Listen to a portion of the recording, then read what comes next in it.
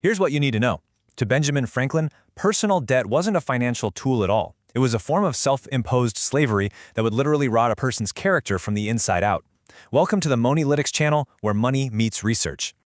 Okay, let's just dive right in with the core idea from Benjamin Franklin's work. It sets a really stark, really uncompromising tone. And as this quote shows, this isn't just some friendly advice he's giving. No, it's a flat-out declaration that when you're in debt, you have surrendered your own freedom. And what's so crucial to understand here is that this whole perspective, it frames being in debt not as a problem on your balance sheet, but as a total, catastrophic failure of your personal virtue. The way they saw it, your financial state was a direct reflection of your inner moral state. So first, let's really dig into this core diagnosis that Franklin presents, this idea of debt as slavery. We're going to look at how he believed it forges these invisible chains on a person. You know, this quote here is so interesting because it's all about the psychological and the moral weight of debt. The language is so simple, but it's incredibly powerful, right? An empty bag, meaning a person drained by their debts, they just can't maintain their moral posture. The warning isn't about the money you've lost, it's about the ethical and spiritual cost. So the thinking here is that the borrower just isn't their own master anymore. In a very real sense, they're now subject to the will of their lender. Every single decision they make gets filtered through this lens of obligation, and that just strips them of any true freedom of choice or action. Okay, on to our second section, character's moral decay.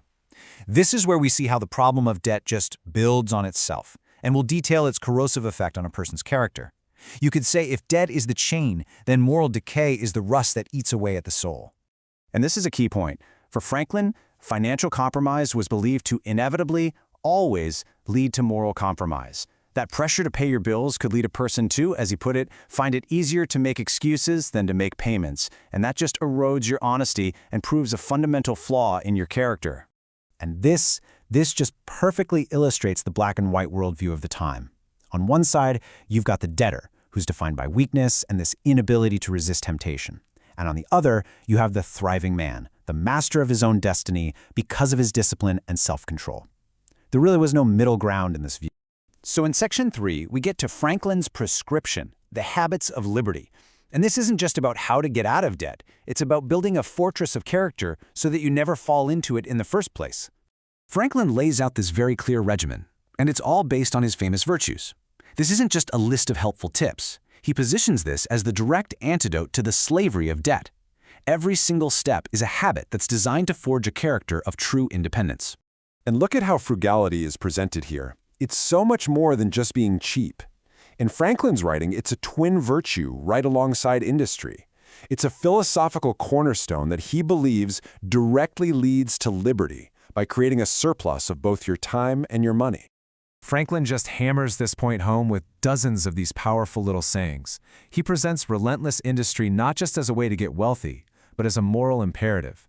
Time wasn't something to be spent on leisure. It was something to be employed in productive, character-building work. And finally, in our fourth section, we're going to look at the ultimate asset, which is something Franklin's philosophy argues is way, way more valuable than any amount of money. And this right here, this is the core takeaway of his entire philosophy.